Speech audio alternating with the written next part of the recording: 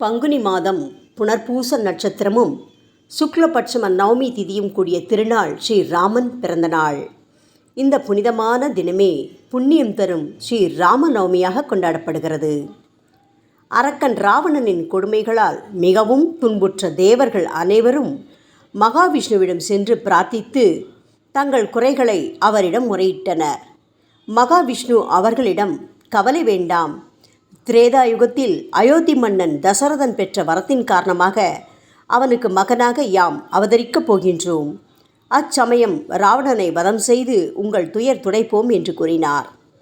அயோத்தி மன்னனாகிய தசரதனுக்கு பிள்ளைகள் இல்லாததால் ரிஷ்யசிங்க முனிவரின் தலைமையில் புத்திரகாமேஷ்டி யாகம் ஒன்றை நடத்தினார் அவர். அந்த யாகத்தின் பயனாக தசரத சக்கரவர்த்தி ஸ்ரீ ராமர், பரதன், சத்ருகன், லக்ஷ்மணன் என்னும் 4 மைந்தர்களை பெற்றெடுத்தார்.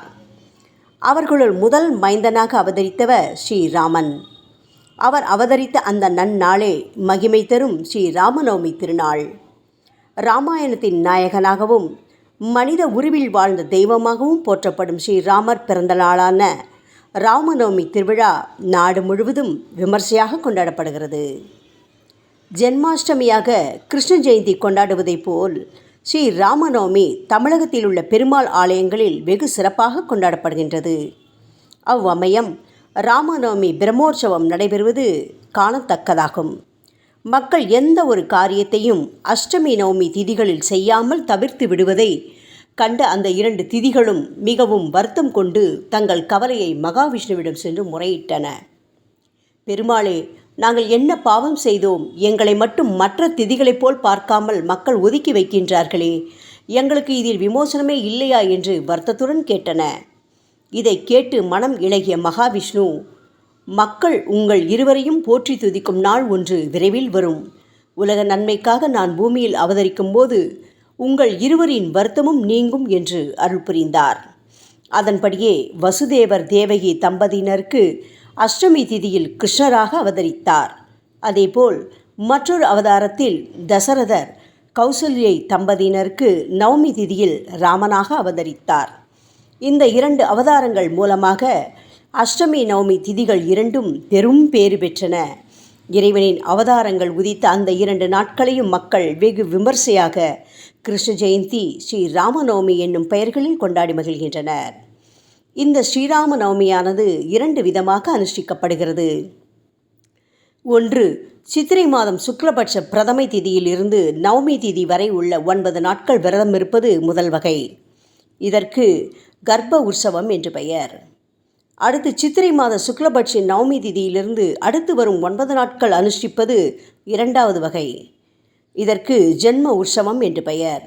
அதாவது ராமர் பிறப்பதற்கு 9 நாட்கள் ஒரு விரத முறையாகவும், ராமர் பிறந்ததிலிருந்து 9 நாட்களுக்கு ஒரு விரத முறையாகவும் பக்தர்கள் ஸ்ரீ ராமநவமியை கொண்டாடி வருகின்றனர். ஸ்ரீ ராமநவமி இந்தியாவில் தொடர்ந்து 8 நாட்கள் விழாவாக நடத்தப்பட்டு வருகிறது. ஸ்ரீ ராமநவமிக்கு முன் 9 நாட்கள் வீட்டில் பூஜை செய்து பெரியவர்கள் மூலமாக ராமாயணம் படித்து கடைசி ஸ்ரீ ராமநவமி நாளான 10ஆம் நாளன்று ராமாயண பாராயணத்தை நிறைவு செய்வதால் நம் பாவங்கள் அகன்று மோட்ச பேறு கிடைக்கும் என்பது நிச்சயம். அக்னி பீஜமாகிய ரா ஞானம் தரும், சூரிய பீஜமாகிய ஆ செல்வத்தை தரும், சந்திர பீஜமாகிய மா ஆகிய 3 எழுத்துக்கள் அடங்கிய ஸ்ரீ ராமநவம மந்திரத்தை தினமும் ஓதுவதால் கல்வி, செல்வம், வீரம் யாவும் பெற்று சிறப்படையலாம். ஸ்ரீ ராமநவமி தினத்தன்று அதிகாலை எழுந்து நீராடி பூஜை அறையை தூய்மைப்படுத்தி பட்டாபிஷேகர் ராமர் திருவுருவப் படத்திற்கு பூச்சூடி நைவேத்தியங்கள் படைத்து ஸ்ரீ ராமநாமம் சொல்லி பூஜிக்க வேண்டும். ஸ்ரீ ராமநாமத்தை இடைவிடாது உச்சரிப்பதால் இல்லத்தில் நற்காரியங்களும் செல்வங்களும் வளர்ந்தோங்கும். நாம் செய்த பாவங்கள் கரைந்து புண்ணியங்கள் கூடும். ராஜரிஷி விஸ்வாமித்திரருடன் இருந்தபோதும் அதன் பின்னர் 14 ஆண்டுகள் வனவாசத்தின் போதும் தசரத ராமன் நீர் மோரையும் பானகத்தையும் தாக சாந்திக்காக அருந்தி மிக எளிமையான வாழ்க்கையை மேற்கொண்டதை நினைவூட்டும் வகையில் ஸ்ரீ ராமர் அவதரித்த தினமான ராமநவமி என்று நீர்மோரும் பானகமும் நைவேதன பொருட்களாக படைக்கப்பட்டு மக்களுக்கு வழங்குவதை வழக்கமாக அமைத்திருக்கின்றனர். ராமநவமி என்று ராமநாமம் உச்சரிக்கப்படும் இடங்களிலெல்லாம் இராமாயணம் படிக்கும் இடங்களிலும் அங்குள்ள அடியவர்கள் மீது ஆஞ்சநேயர் எழுந்தருள் செய்து ஆனந்திப்பார் என்கிறார்கள். இதனால் அடியவர்களை வணங்குவதன் மூலம் அனுமனின் அருட்பார்வையை எளிதில் பெறலாம். இதன் மூலம் குடும்பத்தை விட்டு பிரிந்தவர்கள் ஒன்று சேர்வர், குடும்ப நலம் பெருகி வறுமையும் பிணியும் அகலும் என்பது நம்பிக்கை. நன்மையும் செல்வமும் நாடும் நல்குமே, திண்மையும் பாவமும் சிதைந்து தேயுமே, ஜன்மமும் மரணமின்றி தீருமே, இன்மையே ராமா என்ற 2 எழுத்தினால் என்பது கம்பர் வாக்கு. ஈசன் சிவபெருமானே ஸ்ரீராமரை போற்றி புகழ்ந்து உமையவருக்கு உபதேசம் செய்து மகிழ்ந்த மந்திரம் ராமநாம மந்திரம். ஆகவே நாமும் ஸ்ரீராமநாமம் கூறி உயர்வடைவோம்.